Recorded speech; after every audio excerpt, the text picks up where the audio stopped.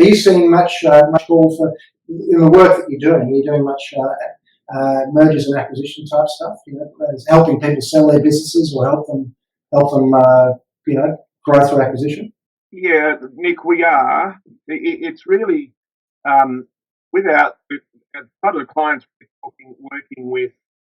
They're in a growth phase, and so whether it be acquiring another or merging with another services firm because they're wanting to access the Western Australian markets, or in the freight space where they're expanding their line haulage across the states, they're looking to merge or acquire.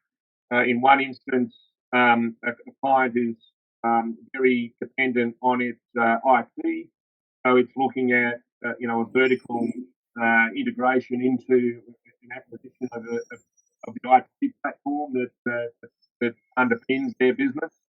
So there is a lot of activity going on. I'd expect what we're seeing in the middle market, small to middle market. We're seeing quite a bit of that activity, and then it's a case of finding the right capital solution to be able to make that acquisition, because using balance sheet equity is limiting, and so we need to be able to marry those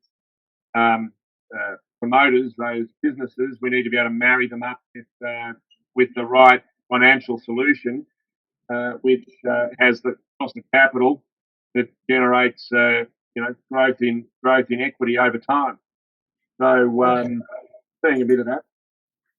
Yeah, okay, that's interesting. So I do know that as there's more credit funds about the place, some of the old traditional enterprise value lending is being picked up by some of those credit funds. So that's very interesting.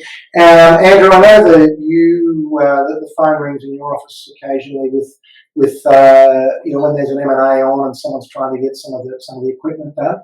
So are you seeing much in that? Are you seeing many of your clients selling businesses, like selling their own business or buying other businesses?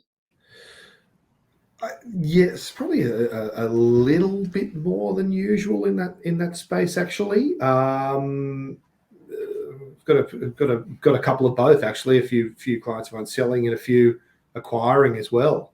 There's a little bit more activity than average, I would say, at the moment. Yeah, definitely. And how are you finding the bank's attitude to participating in those deals? It is a bit tricky to get those done. Certainly a lot of information required, and making sure that every sort of scenario is covered, and other interesting ways of funding it.